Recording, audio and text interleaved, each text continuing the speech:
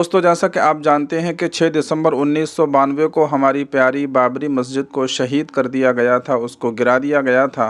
और फिर एक लंबे ज़माने तक ये मामला जो है कोर्ट में, अदालत में चलता रहा, सुनवाई होती रही। और फिर 2019 और 20 में आकर उस पर फैसला सुना दिया गया कि अब वो बाबरी मस्जिद नहीं बल्कि अब वो राम मंदिर है। वो सारे का सारा मामला तो आपने देखा सुना। लेकिन अब एक बहुत बड़ी खबर निकल कर सामने आ रही है कि सुप्रीम कोर्ट के एक बहुत बड़े वकील कि जिनका नाम जस्टिस नरीमन है, उन्होंने एक बहुत बड़ा खुलासा किया है। और उन्होंने ये कहा है कि बाबरी मस्जिद जो है किसी मंदिर को तोड़कर नहीं बनाई गई थी, बल्कि बाबरी मस्जिद जो है वो अपनी जगह पर कायम है, बरकरार है। इस तरह का खुलासा किया है और इस तरह की और बहुत बातें उन्होंने बाबरी मस्जिद के ताल्लुक़ से कही हैं कि जो हर एक मुसलमान को, हर एक भारतीय को, हर एक हिंदुस्तानी को ज़रूर सुनना चाहिए। तो क्या कुछ उन्होंने कहा है, आइए हम इस वीडियो को देखते हैं। इस वीडियो में आपको मुकम्मल और पूरी जानकारी देखने को और सुनने को मिल जाएगी। तो आइए देखते हैं हम सबसे पहले इस वीडियो को। कोर्ट ने माना कि 1857 से 1949 तक मुसलमान वहां नमाज पढ़ते थे, लेकिन ये कहा गया कि वो इस स्थल पर एकमात्र कब्जे का दावा नहीं कर सकते। भले ही हिंदू पक्ष ने कई बार कानून के विपरीत कार्य किया हो, इसके बावजूद कोर्ट ने पूरा स्थल हिंदू पक्ष को सौंप दिया। ये न्याय का बड़ा मजाक है, ये कहना है सुप्रीम कोर्ट के पूर्व न्यायाधीश RF नरीमन का। पूर्व जस्टिस नरीमन ने अयोध्या राम मंदिर पर सुप्रीम कोर्ट के फैसले पर असहमति जताई है। उन्होंने अदालत के फैसले को सेक्युलरिज्म के सिद्धांत के खिलाफ बताया। रिटायर्ड जस्टिस नरीमन ने कहा कि इन फैसलों में सेक्युलरिज्म के सिद्धांत के तहत न्याय नहीं दिया गया। उन्होंने इसे न्याय का मजाक करार दिया। दरअसल सेक्युलरिज्म और भारतीय संविधान नाम के एक विषय पर आयोजित प्रथम justice AM Ahmadi memorial lecture में उन्होंने ये बातें कही। मंच से जस्टिस नरीमन ने राम मंदिर केस और इससे जुड़े फैसलों पर खुलकर अपनी बात रखी। लाइव लॉ की रिपोर्ट के मुताबिक जस्टिस RN नरीमन ने कहा कि सबसे पहले सरकार ने लिब्रहान आयोग नियुक्त किया, जो निश्चित रूप से 17 वर्षों तक सोया रहा और फिर 2009 में एक रिपोर्ट प्रस्तुत की। दूसरा, इसने अयोध्या अधिग्रहण क्षेत्र अधिनियम और साथ ही सुप्रीम कोर्ट को राष्ट्रपति संदर्भ दिया, ताकि ये निर्धारित किया जा सके कि मस्जिद के नीचे कोई हिंदू मंदिर था या नहीं।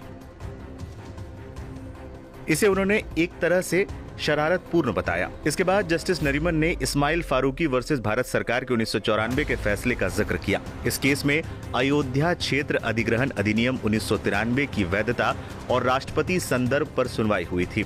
इस केस के फैसले में सर्वोच्च न्यायालय ने 67 एकड़ भूमि अधिग्रहण को वैध जरूर ठहराया था, लेकिन जस्टिस अहमदी ने मामले पर आपत्ति जताते हुए इसे सेक्युलरिज्म के सिद्धांत के खिलाफ बताया था।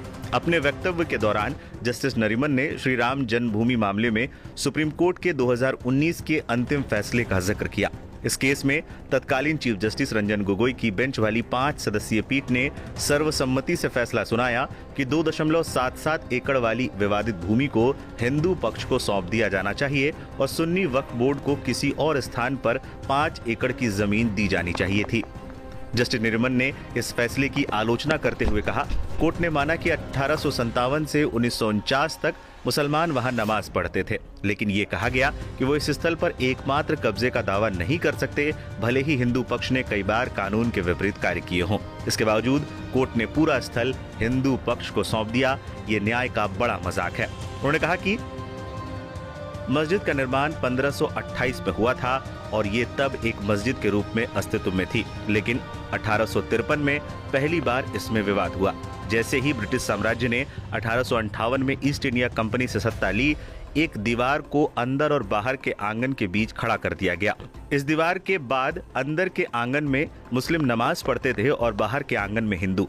ये तथ्य दर्ज है कि 1857 से लेकर 1949 तक दोनों पक्षों की प्रार्थनाएं होती रहती थी, लेकिन 1949 में कुछ लोग मस्जिद में घुसकर मूर्तियां स्थापित कर गए, जिसके बाद मुस्लिमों की प्रार्थनाएं रुक गईं। इस दौरान उन्होंने ASI के 2003 के सर्वे का भी जिक्र किया। उन्होंने कहा कि ASI के सर्वे में विभिन्न धर्मों से जुड़ी हुई चीजों के अवशेष मिले थे। खुद सुप्रीम कोर्ट ने भी पाया था कि मस्जिद के नीचे कोई मंदिर नहीं था। उन्होंने कहा कि हिंदू पक्ष ने हर बार कानून का उल्लंघन किया, लेकिन इसका परिणाम सिर्फ और सिर्फ वैकल्पिक भूमि देने के रूप में सामने आया, न कि मस्जिद का पुनर्निर्माण। उन्होंने कड़ी टिप्पणी करते हुए कहा कि अब भी कानून का कोई उल्लंघन हुआ तो वो हिंदू पक्ष ने किया। क्या ये कानून का सही पालन किया गया था? इसके अलावा उन्होंने बाबरी विध्वंस का भी जिक्र किया, जिसमें उन्होंने विध्वंस के आरोपियों को बरी करने की बात कही। जस्टिस नरीमन ने कहा कि जिन्होंने आरोपियों को बरी करने का फैसला दिया, उन्हें बाद में यूपी का उप लोकायुक्त बनाया गया। यह हमारे देश की स्थिति को दर्शाता है। इस तरह पूर्व जस्टिस नरीमन ने राम मंदिर मामले पर खुलकर अपनी बात, अपना पक्ष रखा। अब जस्टिस नरीमन के बयान पर आपकी क्या राय है, हमें कमेंट करके जरूर बताएं।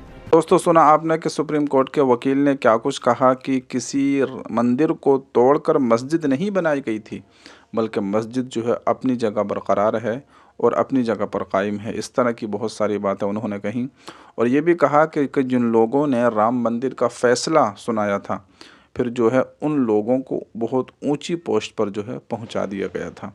तो ये हमारे मुल्क की सरकार है और ये हमारे मुल्क का जो है कानून है।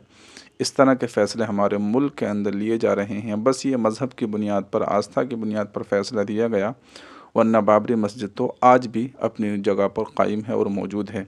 इसलिए हमारे उलमा कराम जो है चीख चीख कर अब भी ये कह रहे हैं कि जो कुछ हुआ सही नहीं हुआ। बाबरी मस्जिद अपनी जगह पर मौजूद है, अपनी जगह पर कायम है। जो फ़ैसला सुनाया गया है वो बिल्कुल गलत है।